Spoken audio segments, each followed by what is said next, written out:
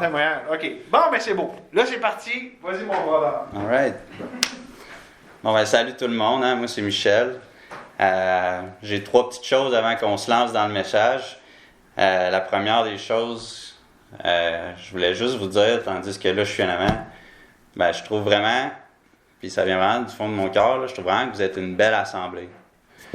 Je vous le dis, là, j'ai pas nécessairement été voir, puis je le fais pas par comparaison, là, mais ici, juste par observation, puis par discernement assez simple, là, je vois qu'il y a beaucoup d'amour, il y a beaucoup de proximité entre chacun de vous autres. Là, il manque peut-être des gens cet après-midi, mais c'est même les enfants, tout ça. Moi, je regarde beaucoup, puis je vois ça aller, puis c'est vraiment beau. Il y a de l'humilité, il y a une soif d'entendre la parole de Dieu, il y a de l'entraide. Mais Maxime, l'autre fois, il texte pour savoir si quelqu'un peut venir l'aider pour ci, ça. Je suis sûr que tu as reçu de l'aide d'un frère. Vous parlez tout le temps de Christ. Vraiment, là, tu sais. Puis, vous êtes ouverts d'esprit. Tu sais, je sens que dans les chants, les prières, les louanges, il y a une sincérité, une authenticité. Fait que, je voulais vous dire qu'est-ce que moi je constatais, mais je peux me tromper, là. Fait que... On n'est pas de même du tout. On est... Ah ouais, OK. Mais je voulais vous poser la question. J'ai posé la question à Guillaume l'autre jour, puis il m'a dit, ben oui, hey, ici on détonne. Mais il disait ça dans l'humilité parce que vraiment, je suis sûr que vous le sentez aussi que l'Esprit de Dieu est à l'œuvre dans votre assemblée. Est-ce que ce que je dis, vous le remarquez ou c'est juste normal pour vous? C'est une assemblée bien normale. Ça devrait être normal. Oui. Ouais, bien dit. Mais c'est spécial.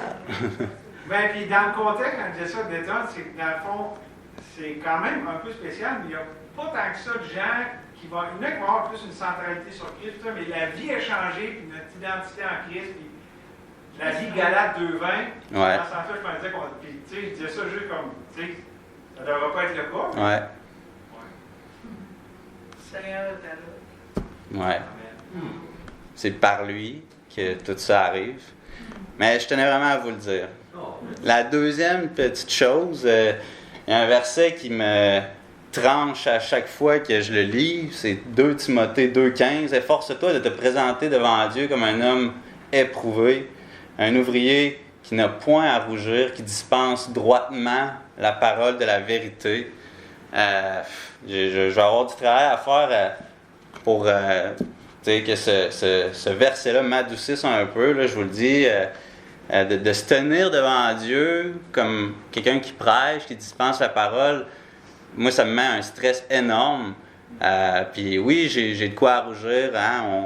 On s'afflige soi-même. Soit tu négliges ton temps de préparation, tu t'investis pas assez dans la prière, tu te prépares pas assez, physiquement aussi. C'est certain que c'est pas facile, mais par la grâce de Dieu, je suis ce que je suis.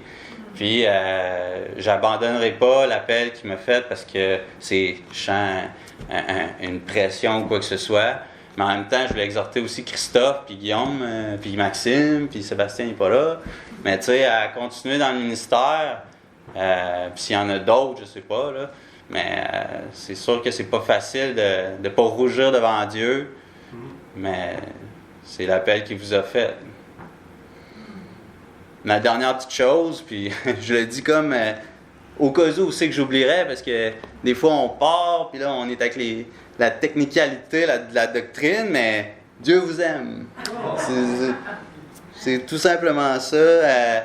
C'est vrai, des fois ça peut arriver, on prêche, puis on oublie de dire la phrase « Dieu vous aime ». Fait que je l'aurais pas oublié, je vous l'ai mentionné. Puis un jour, vous allez le voir. Vous allez voir Jésus. Vous allez le voir. Vous allez être devant lui. Ça va être le plus beau jour de votre vie. Fait qu'on va commencer dans la prière, si vous voulez.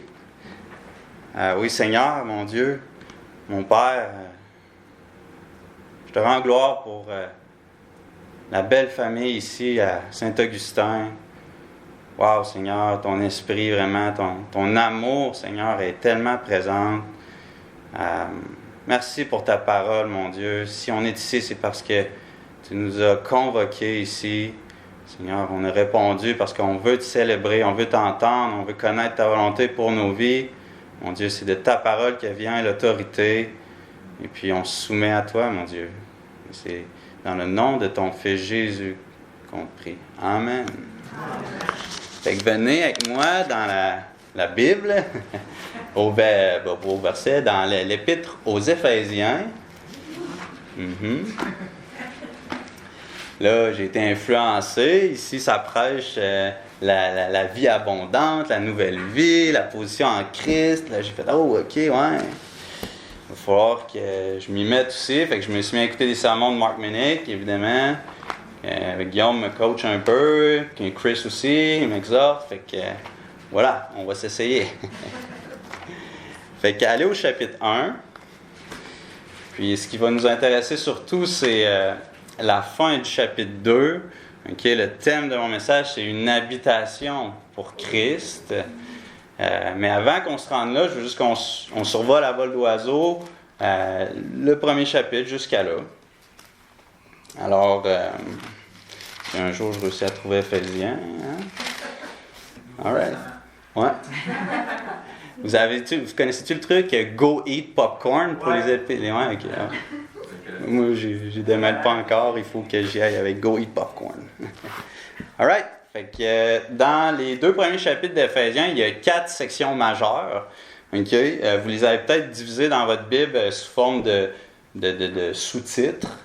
La première section majeure qu'on voit au chapitre 1, c'est du verset 3 à 14. Ça commence bien sûr par verset 1 et 2, là, la salutation. Mais au verset 3, c'est écrit « Béni soit le Dieu et Père de notre Seigneur Jésus-Christ, qui nous a bénis de toute bénédiction spirituelle dans les lieux célestes en Christ. » C'est-tu un beau verset? Hein? Ici, je vous pose la question. Paul, il remercie, il bénit le Père. Pour quelle raison? C'est pas une question piège. Pour les bénédictions. C'est beau. Quelle bénédiction? Spirituelle. Dans les lieux célestes. En Jésus. On peut-tu en nommer quelques-unes, peut-être, plus précisément? La vie. Tout ça. Oui, tout ça. C'est vrai que ça englobe tout ça. Élu.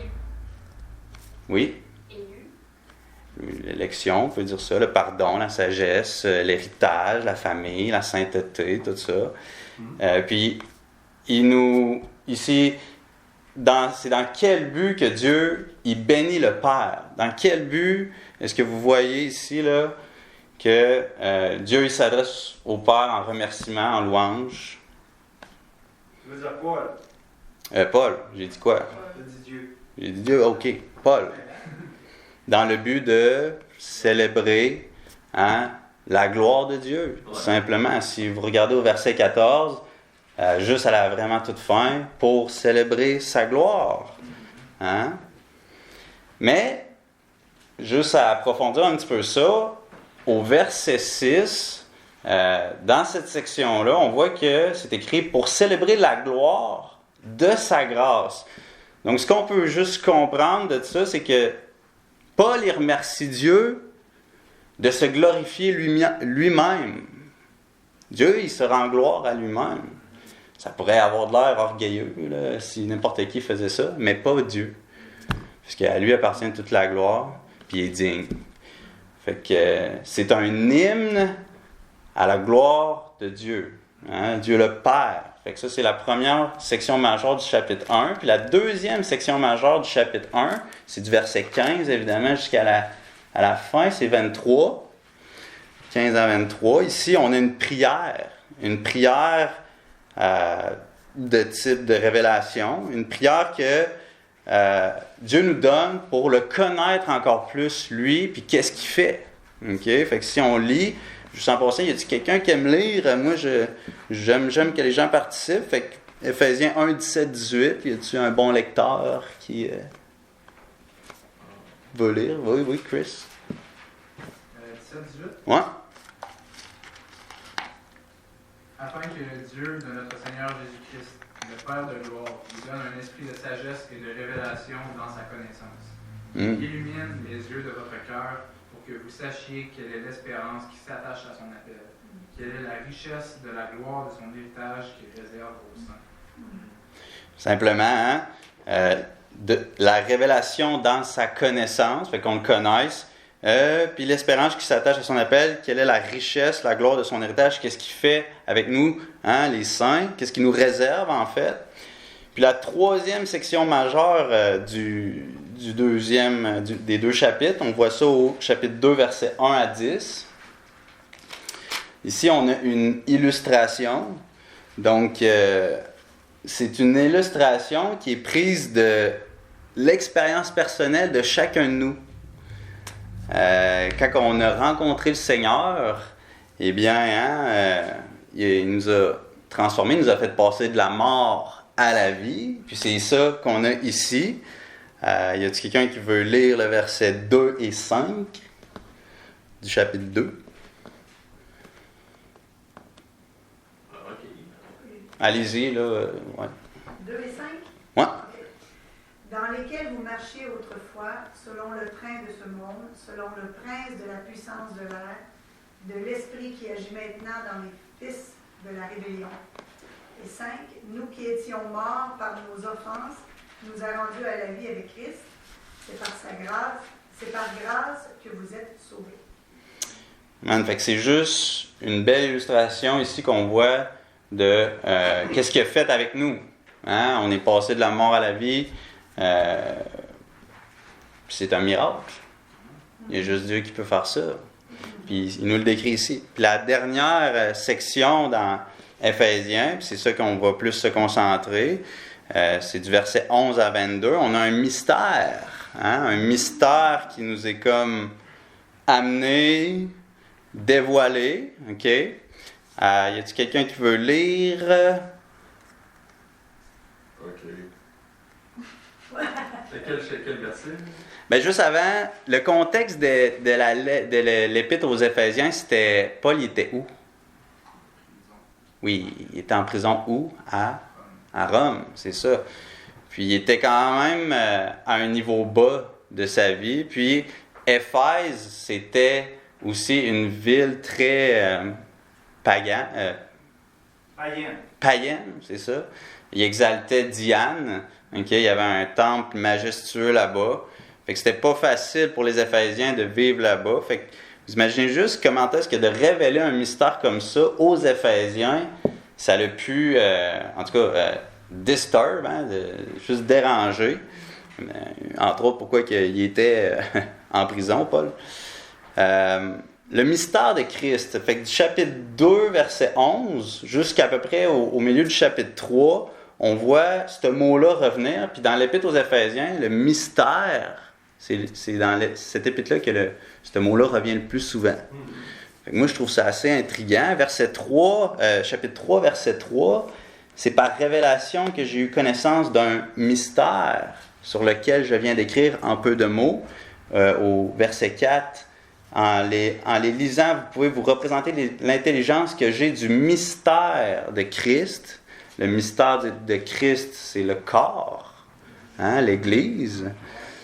Et puis, ça va jusqu'au chapitre 9, on peut lire encore.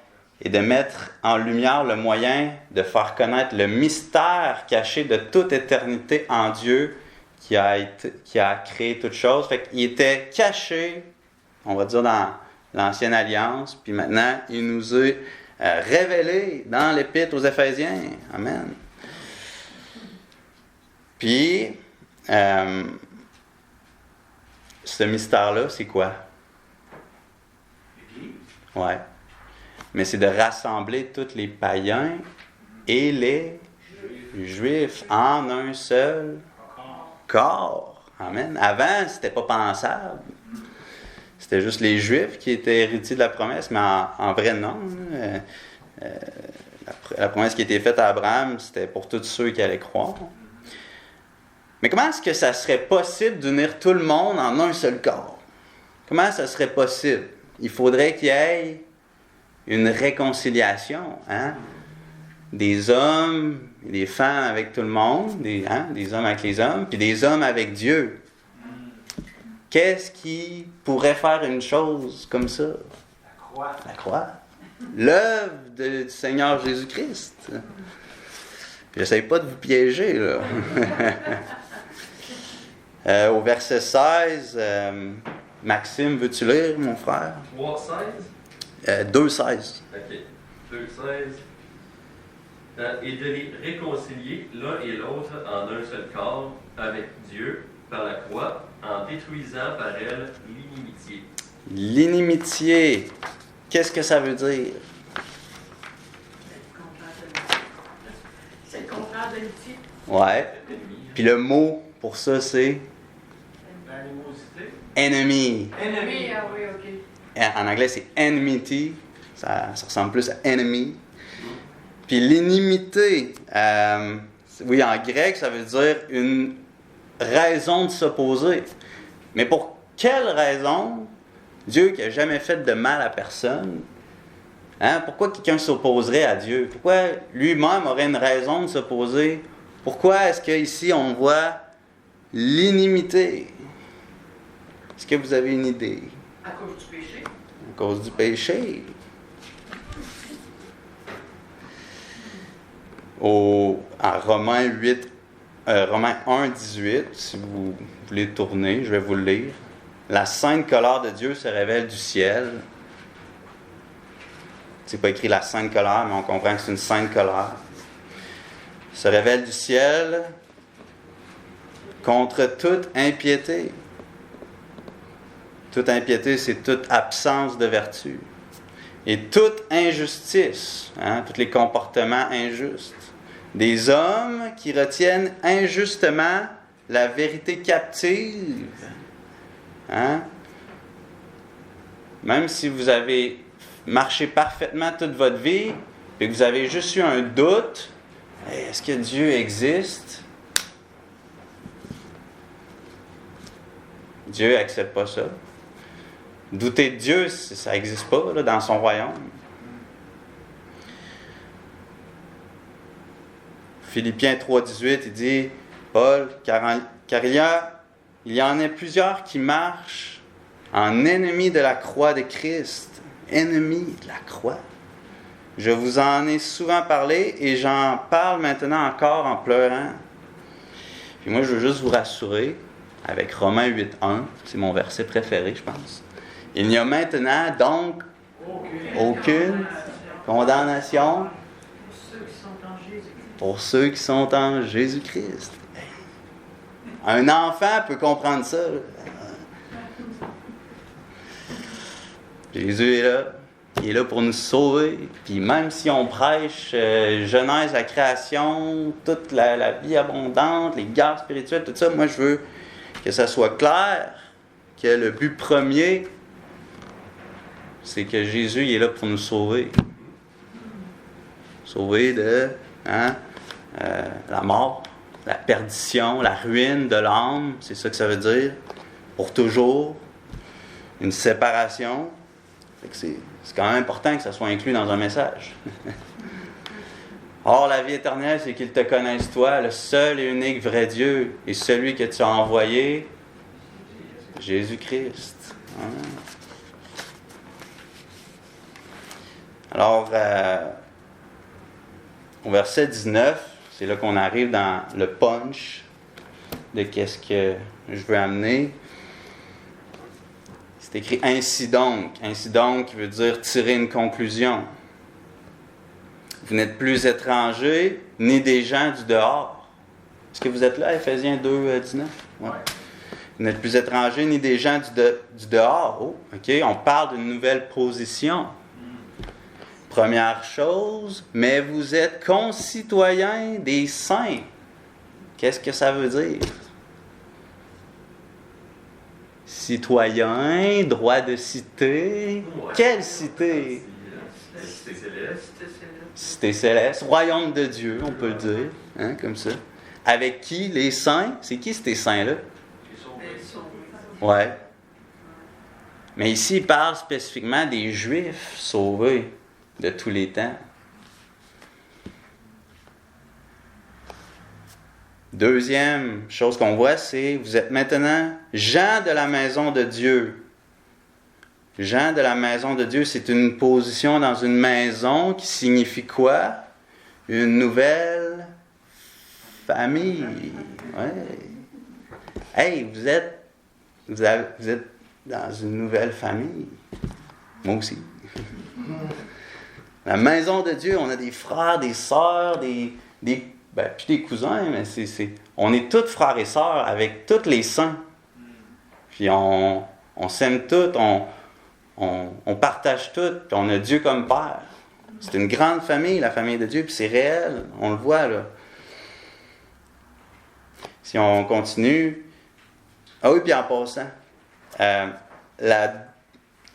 on peut penser qu'on a été adopté dans la famille de Dieu, mais en tout cas, le terme adopté, c'est vraiment pour quelque chose de spécifique, mais on est né de nouveau par la vertu du Saint-Esprit. Fait qu'on est né dans la famille de Dieu. Si vous prenez des parents adoptifs, ils peuvent adopter un enfant, lui donner de l'amour, lui donner des ressources, tout ça, mais ils ne peuvent pas leur transmettre leur nature à l'enfant adopté. Mais Dieu, ce qu'il fait avec nous, c'est ça, il nous transmet sa nature sainte. Là. Fait qu'on est né de son esprit, on est vraiment né de Dieu dans la famille, pas juste adopté Petite parenthèse. Alors, troisième chose qu'on voit dans les versets qui nous concernent, au verset 20, on continue. Vous avez été édifiés, ouais, c'est ça, sur le fondement des apôtres et des prophètes, Jésus-Christ lui-même étant la pierre angulaire. En lui, tout l'édifice, bien coordonné, s'élève pour être un temple saint dans le Seigneur. En lui, vous êtes aussi édifiés pour être une habitation de Dieu en esprit. Fait que si on voit qu'on est rendu un temple saint qui abrite Dieu, ou un sanctuaire.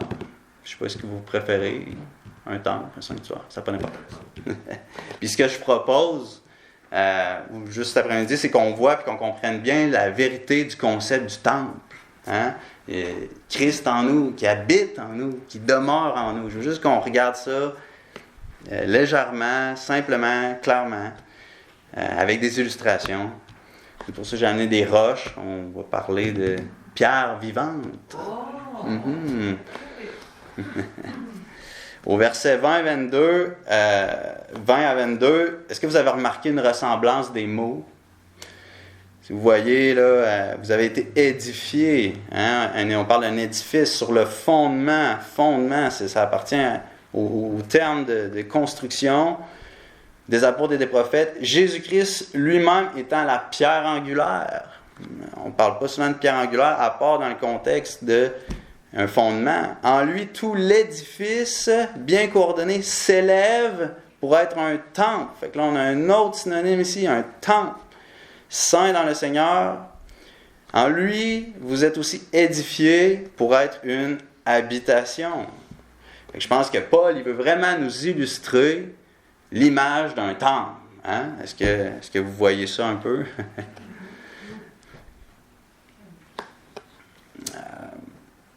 On est le temple de Dieu, érigé sur une seule fondation, laquelle? Jésus-Christ.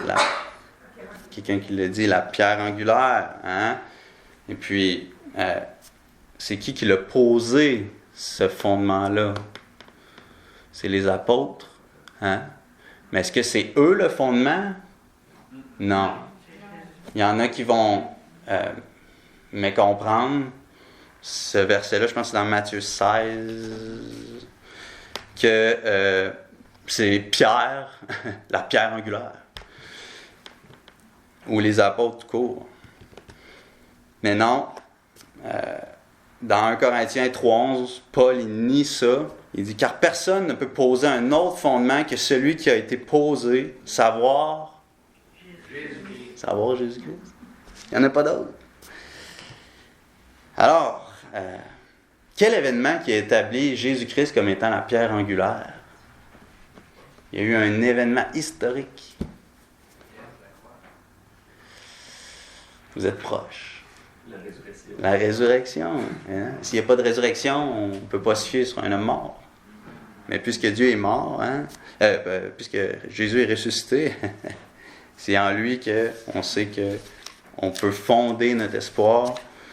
1 Corinthiens 3,10, Paul il dit juste au-dessus, « Selon la grâce de Dieu qui m'a été donnée, j'ai posé le fondement comme un sage architecte. » En tant que prédicateur, messager, tout ça, Paul, hein, apôtre, il exhorte à ceux qui dispensent la parole de bâtir sur le vrai fondement. Puis on sait qu'aujourd'hui, il y a toutes sortes d'organisations, toutes sortes d'églises qui prétendent appartenir à Christ, hein, faire partie de la famille de Christ, mais ce n'est pas nécessairement le cas. Au verset... on va skipper ça.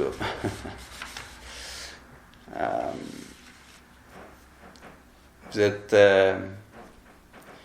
sûrement au courant que des fois, il y en a qui rétractent des choses, il y en a qui nient des choses, qui désavouent des choses dans les enseignements, dans certaines organisations, tout ça.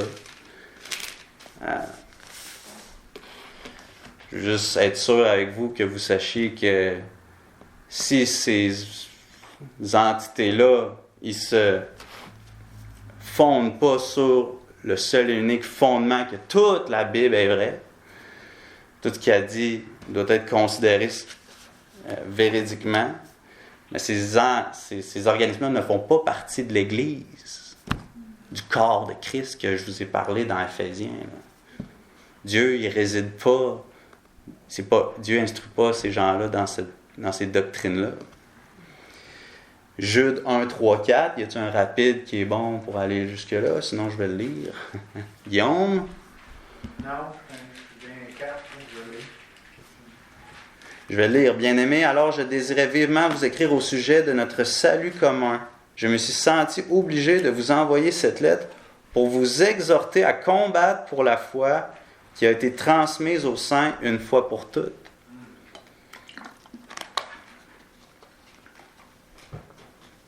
L'Église catholique romaine n'est pas fondée sur Christ. Le purgatoire, Marie-Mère de Dieu, les traditions de l'Église, l'autorité, l'infaillibilité papale, tout ça, c'est pas enseigné dans la Bible. Alors, personne ne peut poser un autre fondement que celui qui a été posé, savoir Jésus-Christ, tout simplement. Puis là, on arrive au verset 21. Si vous retournez dans Éphésiens 2, au verset 21, on va finir notre passage quand même. Verset 21, il est écrit « En Christ », en lui qui veut dire « en Christ », en fait. Ouais. Tout l'édifice bien coordonné s'élève pour être un temple saint dans le Seigneur. Bien coordonné s'élève, ces trois mots qui traduisent un mot grec, synarmologeo. L'idée de ce mot-là, c'est un processus de sélection, okay, bien précis, même nommé. Okay? Puis l'idée des joindre ensemble. Il y a un gap. Hein? Faut pas que ça tombe. Des joindre ensemble. Ça veut dire que nous, les croyants, on a été choisis par Dieu, sélectionnés, scrutinés, pour être joints ensemble. L'Église, là je parle de l'Église universelle, okay? depuis 2000 ans. Mais je suppose que quand on lit un passage, comme on vient de dire, bien coordonné s'élève, hein, l'édifice, le temple, on pense à un mur de briques, comme vous voyez le pupitre ici, tout bien agencé ensemble avec du mortar, ou je sais pas c'est quoi. Du mortier, ouais. Mais en fait, l'idée que Paul nous donne ici, c'est que prenez des pierres, okay, comme ça ici, puis essayez de les agencer ensemble. Parce que regardez, elle est verte, elle est blanche, elle est petite, elle est concave, elle a des formes drôles. Essayer d'agencer ça ensemble, ça prend un travail de minutie, ça prend de l'adaptation entre les pierres. Puis c'est ça l'idée de l'Église, c'est qu'on est tous différents. On est tous beaux. Parce que moi, je trouve que vous êtes tous beaux. Beau et belle. Hein, Chardin? C'est l'image de l'individualité qui est réunie ensemble. Le corps de Christ. 1 Pierre 2, 4, 5. Approchez-vous de lui, pierre vivante. Approchez-vous de lui, pierre vivante au singulier, c'est lui qu'on parle. Jésus, c'est la pierre vivante. Rejetée par les hommes, mais choisie et précieuse devant Dieu. Et vous-même, comme des pierres vivantes, édifiez-vous pour former une maison spirituelle, un saint sacerdoce, afin d'offrir des victimes spirituelles agréables à Dieu par Jésus-Christ. Amen. Bien coordonnés, s'élèvent ensemble. C'est ça l'image qu'il nous donne. Vous savez que c'est un immense privilège de faire partie de l'Église. Hein? Amen. On a aussi ce petit sentiment-là en Église locale, qu'on fait partie d'une famille, d'un édifice ensemble. Moi, je vous vois ici, vous êtes là, moi j'ai mon église à Bel-Air. C'est un privilège extraordinaire. Puis moi, j'ai connu juste une église dans ma vie. J'ai visité d'autres, ici évidemment. Puis, j'ai des beaux souvenirs, mais j'ai des souvenirs aussi poches, comme de la division, de la querelle, puis du malaise, de l'abandon, en tout cas. Sûrement que vous n'avez vu aussi. Je parlais avec Sylvie, qui me racontait un peu son témoignage. Elle en a vu des choses drôles. Puis, je voulais dire que c'est vraiment un privilège si vous avez trouvé la place où c'est que Dieu il vous veut. Puis que c'est vraiment la volonté du Seigneur, c'est que vous soyez toutes réunis ensemble en Église, puis que comme vous y demeuriez. Être scattered, là, puis être éparpillé partout, c'est pas la volonté de Dieu.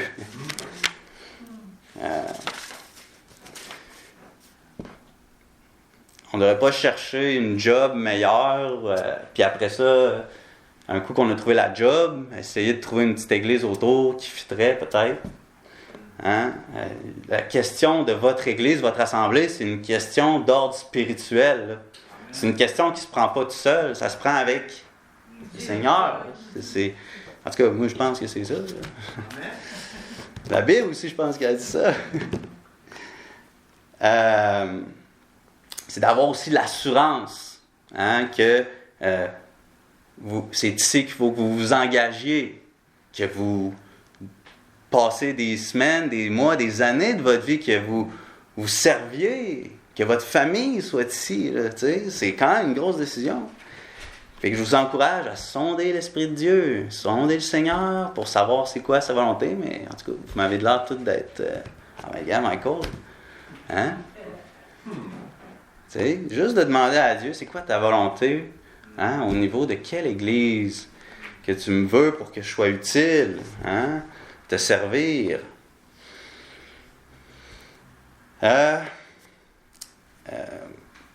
Juste pour revenir à notre passage, puis je pense que ça termine là.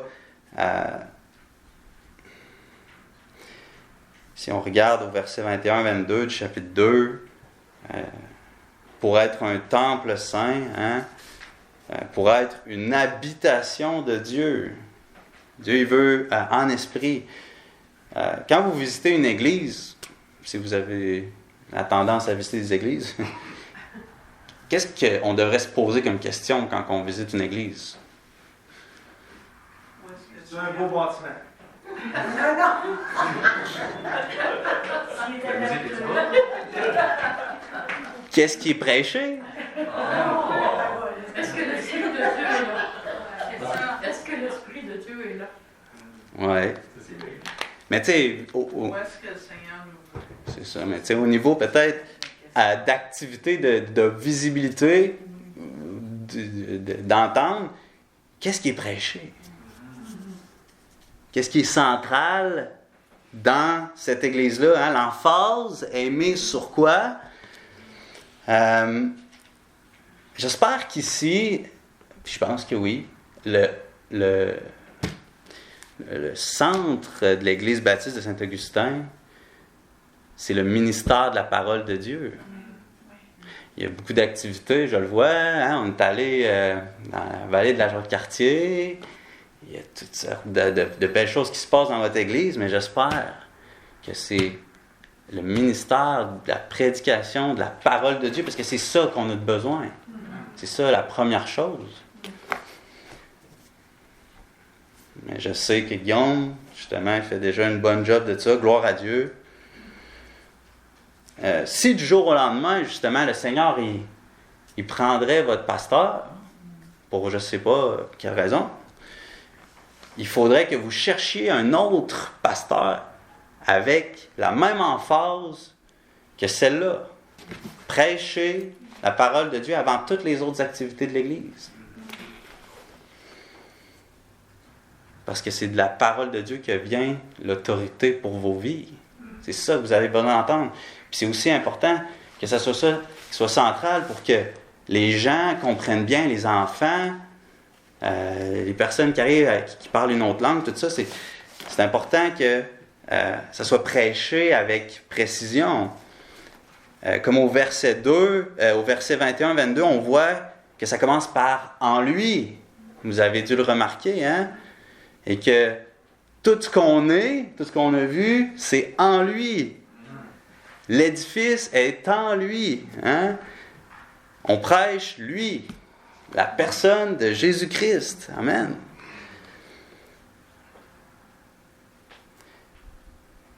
Au niveau local, au niveau universel, tu sais, c'est bien beau, hein, toute l'Église, de tous les temps, youpi. Mais au niveau local, il faut qu'il y ait vraiment quelque chose de plus proche. Il faut qu'il y ait... il faut que, au cours de votre vie d'Église, là, de votre vie de croyant, de chrétien dans l'Église ou les Églises, là, il faut qu'il y ait eu de quoi, comme j'ai dit au début, tu sais, de l'amour, de l'entraide, de l'humilité, de l'exhortation, de l'édification, du mentorat. Il faut que vous viviez ça, puis c'est la volonté de Dieu. Mais comment c'est possible si les gens, ils cherchent, tu sais, moi c'est plus proche là, puis tu sais, ils n'ont pas un sentiment d'appartenance. C'est pour ça que la membriété, là, je ne parle pas là-dessus, mais la membriété, c'est biblique. Alors, pour moi, c'est une grande bénédiction de pouvoir assister à votre église les dimanches après-midi. Je suis vraiment heureux de ça. Quelque chose de merveilleuse, hein, quand que Dieu il regarde son église comme ici, puis qu'il voit la liberté qu'il y a, hein, de pouvoir s'exprimer, puis de manifester, puis que les gens puissent dire « Je sens la présence de Dieu » après avoir entendu un message, après avoir parlé avec un frère, une sœur. Parce que nous sommes en lui une habitation pour Christ. C'est ça la fin du verset 2. Alors, c'est ça le message. Une habitation pour Christ. Amen.